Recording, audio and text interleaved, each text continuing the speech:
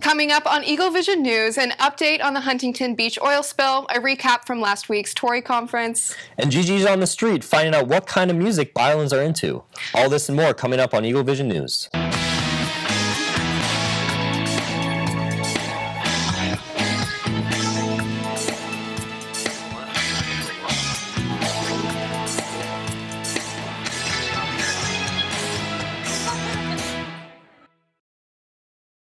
Good evening, Biola, and welcome to our third episode of Eaglevision News. I'm Jeff Woolson. And I'm Emily Coffey. Jeff, do you have any plans with the upcoming cold weather for this weekend? You know, I think I'm just going to stay in and watch some postseason baseball. The Dodgers are Game 5 on Thursday. Really looking forward to that. So fun.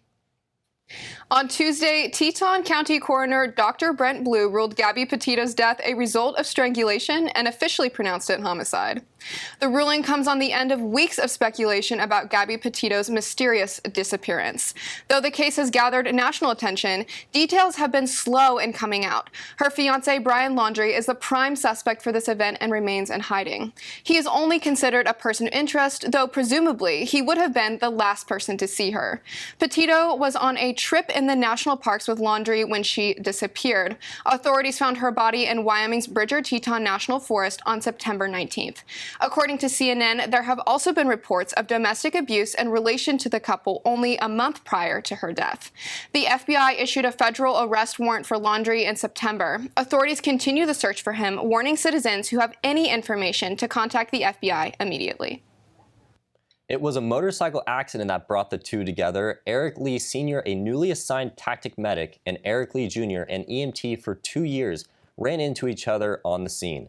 It runs in the family as Eric Sr. followed in his mom's footsteps, his son following him. 3 generations of first responders for only one on-the-scene run-in. Lee Sr. said, "It was honestly probably the best day I had at work." Gary F. Post was officially revealed as the Zodiac Killer who tormented the Northern California area during the 1960s and early 70s by being attached to at least 5 murders. Pote died in 2018 at age 80 while suffering from a series of maladies, including sepsis, septic shock, dysphagia, and vascular dementia. Post gave himself the name Zodiac to conceal his identity from the authorities. This case is still open to this day. The spill happened off of the coast of Huntington Beach due to a crack in a pipeline. The crack grew over the course of a year, reportedly caused by anchors dragging along the concrete casing. Amplify Energy is responsible for the accident, and the California's Justice Department is investigating the situation to hold all parties accountable for the accident. Cleanup efforts have recovered 5,500 gallons of oil so far. Authorities also found dozens of dead birds and fish, while oil patches are still appearing all the way down the California coast. However, water quality tests recovered negative results for presence of crude, meaning that beachgoers can enjoy the dwindling California heat once again. If you missed the Biola Tory conferences, we have a recap of last week's annual Tory Bible Conference. Olivia has it for us. I'm here at the 2021 Tory Bible Conference, where students and faculty have come on Metzger Lawn to worship and praise the Lord together. This year's Tory Bible Conference was held outside on Metzger Lawn due to COVID-19 so that students, staff, and faculty could join together safely. There were lines of students at every entrance waiting to reserve their seats as students gathered an hour before the start time to secure their spots. Students did not hold back in their time of worship. Hands were raised and a posture of surrender was ever present. The last Tory conference I was able to go to was my freshman year. I'm a senior now, so just excited to be back. This is only my second Tory conference. I'm excited about everything. I love Tory. It's a great time. I'm extremely excited. And I am excited to just hear all the speakers, listen to worship music, and just be filled by the Holy Spirit. Dr. Kyle Strobel took such authority over the student body as he preached surrounding the theme of glory to glory. But his one takeaway could be summed up in just one word: mirrors. In our own lives, we all have these mirrors. Social media becomes a very obvious one.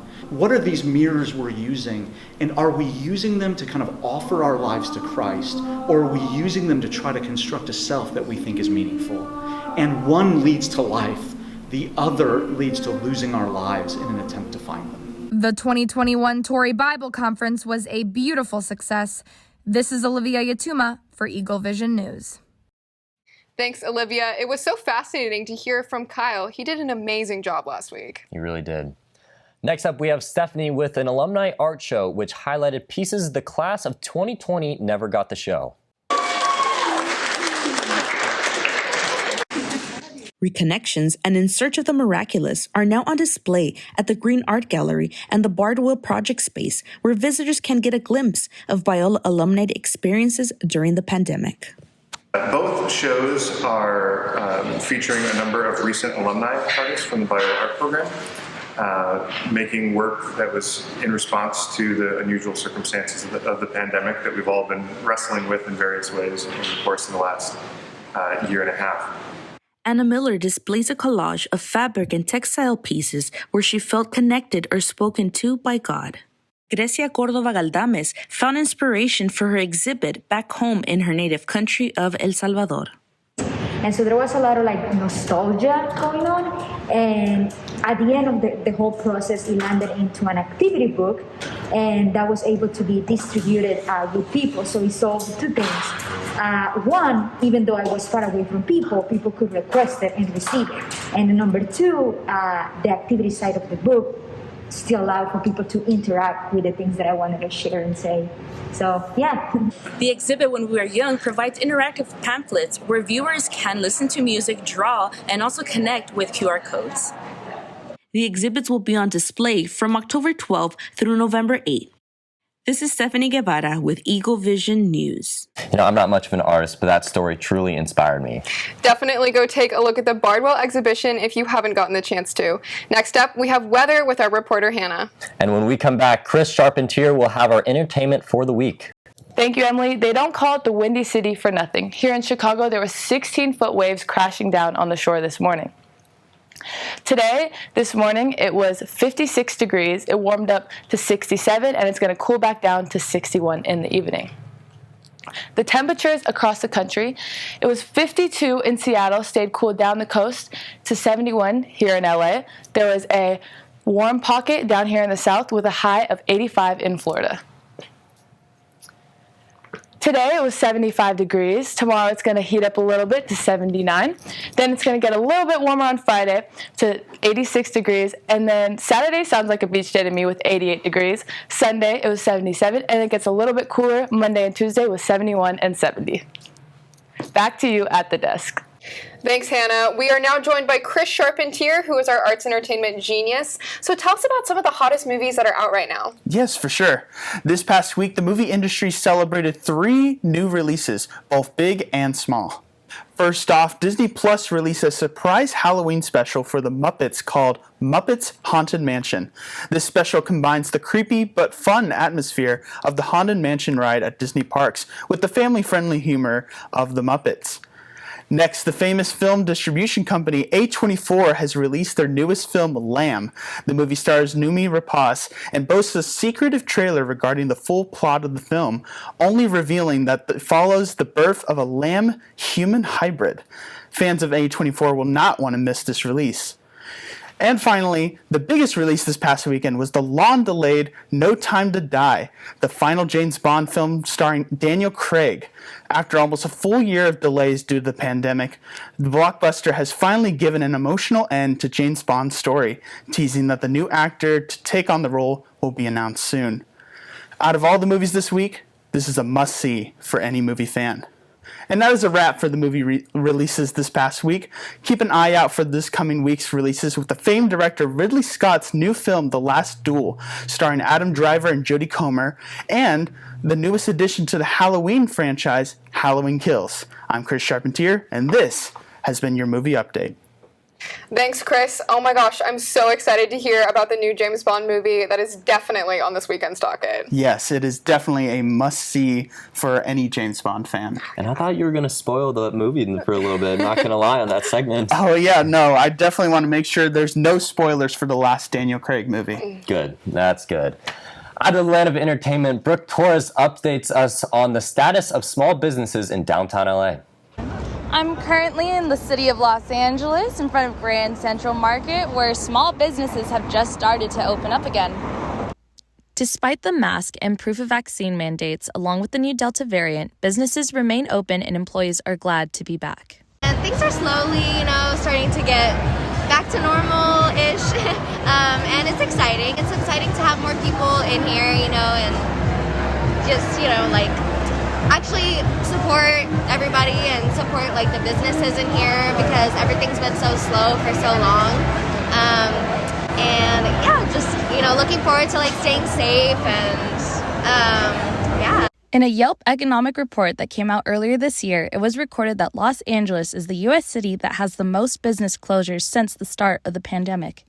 According to the report, over 15,000 businesses have closed in LA during the pandemic. For those that stayed open, the struggle was real. It was pretty tough during the course of the last year, but we kind of, tweaked whatever we could to make it happen. The city was great in allowing us to expand our outdoor area, and that really helped out. But you can stop the spread out here, and it's whatever we do to get back to where we were before. And I think that as long as everybody kind of does their part, I think we'll be okay. Whatever the future may hold, good luck, small businesses, and stay safe, LA. Thanks, Brooke. Let's see what Biolans are up to on the street with reporter Gigi Fierro. Welcome back to this episode of Gigi on the Street, where we ask random people on campus random questions. This week in particular, though, we're asking people about concerts, music, venues, outdoor activities, but in particular, concerts. Dead or alive, who do you want to see the most in concert? Let's find out. We're headed to the streets. Hi, I am here with Emily. Emily, what is the one artist or band, dead or alive, you would want to see in concert? I would say Frank Sinatra. Ooh. Hi, I'm here with Jenna. Jenna, dead or alive, who is the one person you would want to see live in concert? That's a hard one. I'm gonna have to go with Taylor Swift. I love her, everything about her. I don't think there's anyone above her, ever. Yeah, I would say Taylor. Hi, I am here with Jessica Kim. Jessica Kim. What is, dead or alive, the one person you would want to see in concert? Oh, I know for sure. Journey. Journey? Yes. That's a good pick. Yeah. That's a solid pick. One. Yeah. Hi, I'm here with Adrian. Adrian, dead or alive, who would you want to see in concert? Michael Jackson. Michael, that is such a good answer. I don't know about you, but I'm really impressed about just the spread of music taste we have on campus. Thank you so much again for tuning into this episode of Gigi on the Street. If you have any suggestions for the next segment or segments to come, DM myself at GigiFiero1 on Instagram or Biola Eaglevision's Instagram at BiolaEV. Now we're getting back to your Eaglevision news. Gigi. Jeff, who would you see in concert, dead or alive? Oh, dead or alive, I would love to see the band Queen. That's a really good choice. I think I would choose John Mayer, even though I've already seen him. That's also a good one. Yeah. I've seen him in concert as well. I've heard he's pretty good. He's amazing. And for our final story of the night, reporter Sophia Sylvester has a story for us on international students. Sophia?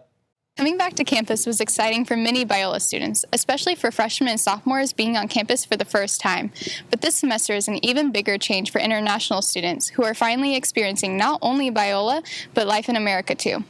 Like the rest of their class, sophomore cinema and media arts majors Connor Eckstein and Lydia Lau began their freshman year at Biola Online last fall.